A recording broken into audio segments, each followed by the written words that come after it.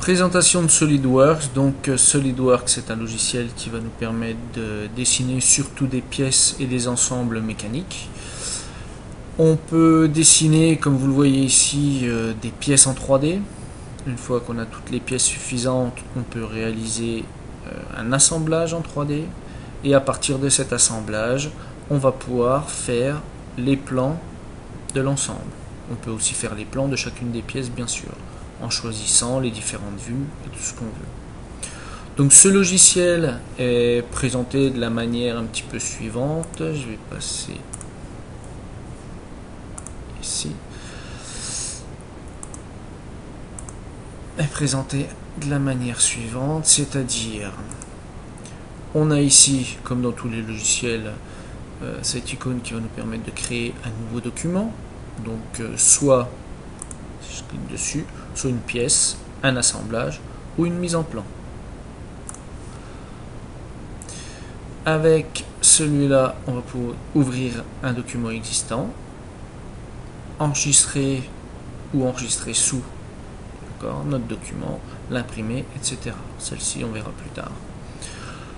On va se servir principalement de deux barres d'outils, la barre d'esquisse et la barre des fonctions. Alors, ça correspond à quoi? Une esquisse, c'est en fait ce qu'on va dessiner d'abord en 2D. Par exemple, ici, si je reviens sur ce volume-là de notre pièce, j'ai d'abord dessiné cette esquisse, qui est en bleu, ici. D'accord? Et ensuite, avec la fonction, cette fonction-ci, je suis allé lui donner du volume. Voilà. Donc, le principe, c'est un petit peu ça sous SolidWorks.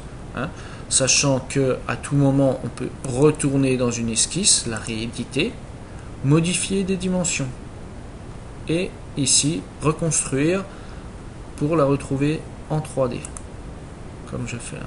Voilà.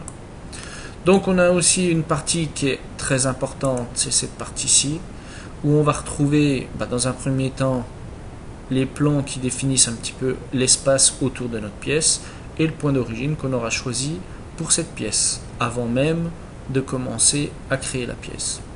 On retrouve ensuite les différentes fonctions qui nous ont permis de fabriquer cette pièce. Chacune des fonctions peut être modifiée. On peut aller les changer. On retourne dedans. Changer, peu importe, les dimensions ou autres. On valide. On peut aller modifier, comme je vous le disais tout à l'heure, les esquisses. Donc là, pareil, on réédite l'esquisse et on peut changer. Donc c'est un logiciel à ce niveau-là qui est très agréable. On retrouve ici des zooms. Là, on retrouve les différentes vues qu'on peut avoir. Voilà, on y montre un petit peu. La vue 3D sur laquelle on est en ce moment. On peut aussi voir les différents types d'habillage suivant ce qu'on veut obtenir. Voilà, donc c'était juste pour vous montrer rapidement à quoi peut servir ce logiciel.